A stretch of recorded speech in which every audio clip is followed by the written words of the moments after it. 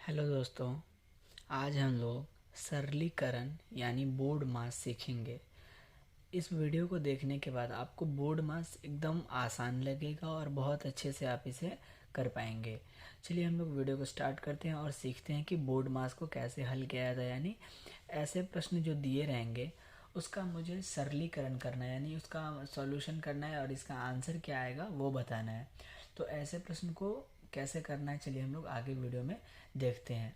एक ऐसा चीज़ हम आपको बताएंगे, उसको आप बस एक चीज़ को ध्यान में रख लेंगे तो आप बोर्ड मास को बहुत अच्छे से बना पाएंगे। और इस टॉपिक से जो भी प्रश्न एग्ज़ाम में पूछे जाते हैं वो आप इजीली सॉल्व कर सकते हैं। चलिए हम लोग इस वीडियो को स्टार्ट करते हैं। अगर आप चैनल पे नए हैं तो चैनल को ज़रूर से सब्सक्राइब कर लें। चलिए, बोर्ड मास को सॉल्व करने के लिए यानी किसी भी प्रश्न को सरल करने के लिए आपको ये आना चाहिए, ठीक है। इसी को हम लोग बोलते हैं सरलीकरण यानी बोर्ड मास। इंग्लिश में हम लोग उसको बोर्ड मास बोलते हैं। देखिए, तीर क्या है, ऊपर से नीचे की ओर आया है, हमने लिख दिया बोर्ड मास। तो देखिए, इसमें बी का मतलब होता है ब्रैकेट, छोटा वाला, बीच वाला और बड़ा वाला। उसके बाद हम लोग बात करते हैं ओ की। तीर ऐसे ऊपर से नीचे की ओर आएगा और काम भी हम लोग को बिल्कुल नीचे से ऊपर से नीचे की ओर हमें करना है। अब ओ है, ओ का मतलब ऑफ होता है का, इसका यूज़ कम होता है, लेकिन जहाँ पे भी आपको ऑफ दिख जाए या ओ दिख जाए तो वहाँ पे आपको रहेगा का लिखा हुआ या फिर ऑफ लिखा हुआ रहेगा। तो क्या करेंगे, दोनों का हम लोग गुना कर देते हैं। जो भी रहेगा, ऑफ का मतलब गुना करना होता है, ठीक है, बोर्ड मास के कंडीशन में। फिर डी है, ओ के बाद डी आया। डी का मतलब होता है डिवाइड यानी भाग करना, ठीक है। उसके बाद मल्टीप्लाई यानी गुना करना। उसके बाद हमें जोड़ करना है, घटाव करना है। राउंड फिगर ये क्या है, जोड़ घटाव गुना भाग ही है, लेकिन इसे हम लोग स्टेप बाय स्टेप कर रहे हैं कि पहले ये स्टेप है, फिर वो स्टेप है, फिर वो। तो चलिए हम लोग आगे बढ़ते हैं और एक प्रश्न को सॉल्व करते हैं। एक प्रश्न को हम लोग समझ के सॉल्व करेंगे, दूसरे प्रश्न को आप मेरे साथ सॉल्व करेंगे, क्योंकि हमने इसमें दो प्रश्न लिया है। तो एक प्रश्न को आप हम सॉल्व करते हैं, दूसरे प्रश्न को आप मेरे से आगे होके सॉल्व करेंगे। चलिए हम लोग स्टार्ट करते हैं। ये हमारा प्रश्न है, ठीक है। चलिए अब हम लोग पहले नियम को देखते हैं।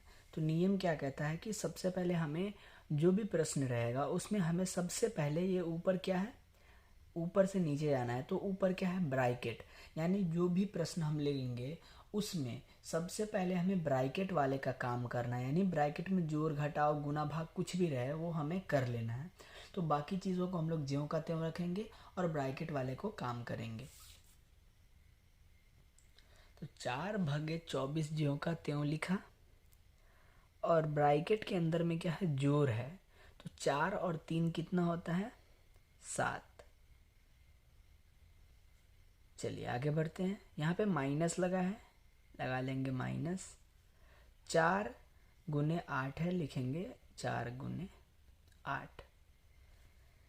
स्टेप बाय स्टेप चीज़ों को करते चलना है। उसके बाद आगे क्या कहता है,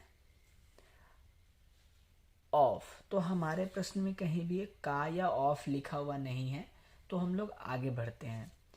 बी के बाद ओ हो गया, ओ के बाद आता है डी, यानी डी बोले तो डिवाइड यानी भाग। अब हमें भाग जहाँ पे है वो काम करना है। तो चलिए, 24 में 4 का भाग जाएगा तो कितना बचेगा, ये 24 है भगा 4 है, यानी 4 से 24 में भाग करना है, ठीक है। तो 4 से हम लोग 24 में भाग करेंगे तो आंसर में मिलेगा 6। देखिए, जब ये ब्रैकेट रहता है ना तो इसका मतलब होता है गुना। तो यहाँ पे हम लोग लगा लेंगे गुना का चिन्ह और यहाँ पे भी हम लोग देंगे गुना। और ये ब्रैकेट अब हमें क्या है, हटा देना है। ये 7 को हम लोग ऐसे का ऐसे लिख लेंगे। क्यों, क्योंकि हमने ब्रैकेट का काम ऊपर कर लिया है, तो ये ब्रैकेट लिखने की ज़रूरत नहीं है। यहाँ पे आप गुना का चिन्ह देंगे, इस ब्रैकेट को आप यहीं पे भी हटा सकते हैं, ठीक है। फिर यहाँ पे क्या है, माइनस, हम लोग लिखेंगे माइनस। 4 है, लिखेंगे 4, गुना का चिन्ह है तो लिखेंगे गुना का चिन्ह, और 8 है तो लिखेंगे 8। अब उसके बाद क्या कहता है हमें वो देखना है। अब उसके बाद क्या है, मल्टीप्लाई के बाद हमें आता है डिवाइड।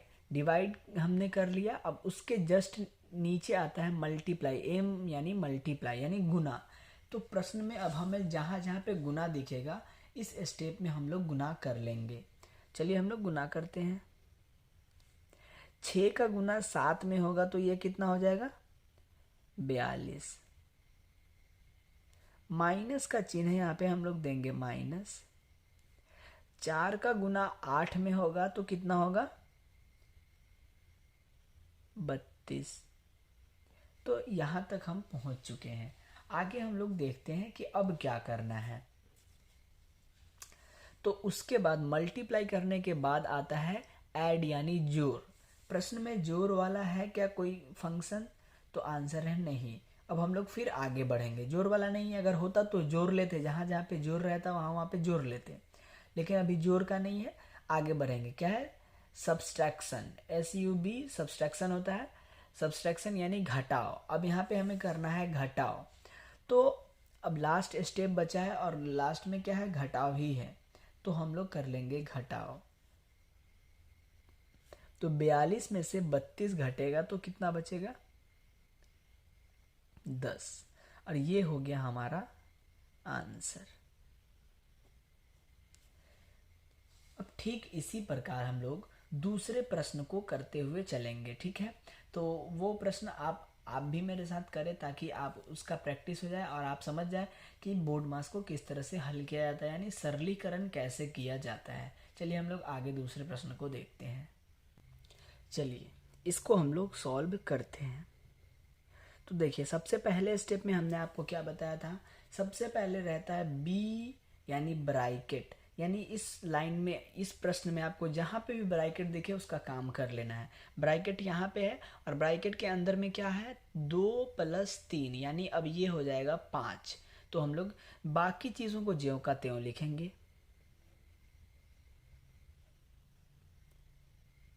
-4 + 2। देखिए जब ब्रैकेट हटता है तो गुना आता है और ये ब्रैकेट का काम अभी हो जाएगा तो ब्रैकेट हट जाएगा। ब्रैकेट हटेगा तो आपको गुना लिख देना है। 3 और 2 कितना होता है 5। जैसे यहाँ पे ब्रैकेट है तो ब्रैकेट का मतलब ही होता है कि उससे जस्ट पहले वाले जो भी चीज़ होंगे उसमें उसका गुना करना। तो ब्रैकेट को हमने हटाया तो गुना का चिन्ह दिया और दोनों को हमने जोड़, दोनों बीच में अगर जोड़ रहे तो जोड़ेंगे, घटाव रहे तो घटाएंगे, जो भी रहे ब्रैकेट का काम सबसे पहले करना है। तो ब्रैकेट का काम हमने कर लिया। उसके बाद क्या है ब्रैकेट के बाहर क्या है -8, तो माइनस का 8 हम लोग लिख लेंगे। उसके बाद ऑफ, तो कहीं पे भी ऑफ नहीं है। उसके बाद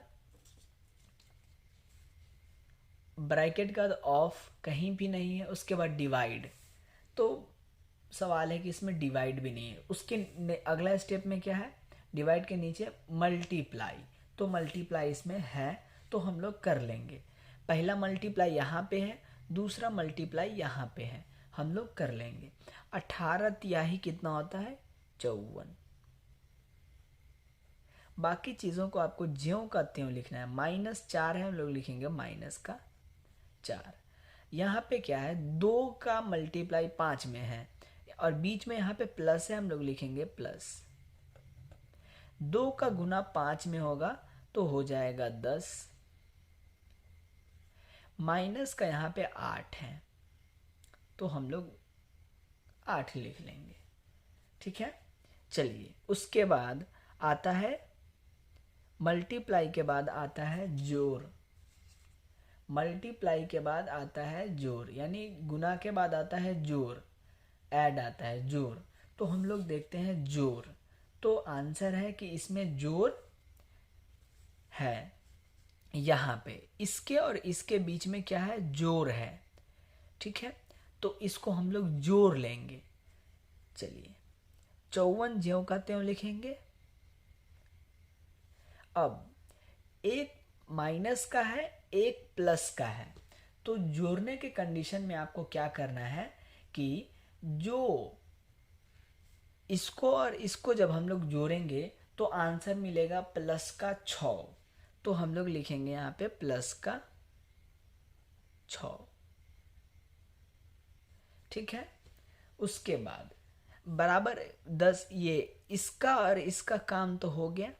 अब ये प्लस का 6 कैसे आया इसको हम लोग समझते हैं। इधर साइड में -4 है और +10 है।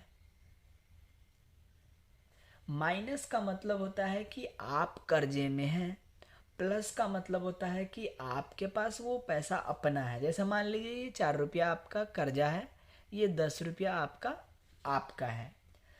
तो आपके पास अगर ये 10 रुपया है और साथ में आप 4 रुपया कर्जा में है, तो आपके पास रियल में जो पैसा होगा वो कितना बनेगा? सिर्फ 6 रुपया बचेगा। क्यों? क्योंकि ये इसमें से 4 रुपया आपका क्या है? कर्जा है। तो वही, और तो जो बचा वो हमारे पास 6 बचा, लेकिन जो हमारा है उसमें प्लस लगता है, तो ये 6 रुपया हमारा है तो प्लस लगा। ठीक है। उसके बाद क्या है? -8 लिखेंगे, -8। आगे बढ़ेंगे। अब क्या है? फिर से जोड़ है, तो दोनों को क्या करेंगे? हम लोग जोड़ लेंगे। चलिए जोड़ते हैं। 54 और 6 मिलके हो जाएगा 60। अब आया घटाओ। देखिए एकदम धीरे धीरे करके एक एक करके चीज घटती चला जाएगा। ठीक है। आगे बढ़ेंगे। अब देखिए जोड़ के बाद क्या करना है? लास्ट स्टेप अपना आता है घटाओ, तो कर लेंगे घटाओ। अब 60 में से 8 घटेगा तो आंसर मिलेगा 52, और ये हो जाएगा आपका आंसर।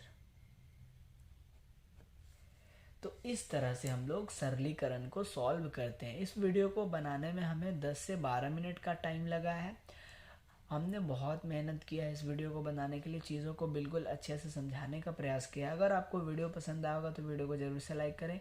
अगर आप चैनल पे नए हैं तो चैनल को ज़रूर से सब्सक्राइब करके जाएं, ताकि मैथ्स में आप चीज़ों को बहुत अच्छे से सीख पाएँ। मिलते हैं अगली वीडियो में, तब तक के लिए धन्यवाद।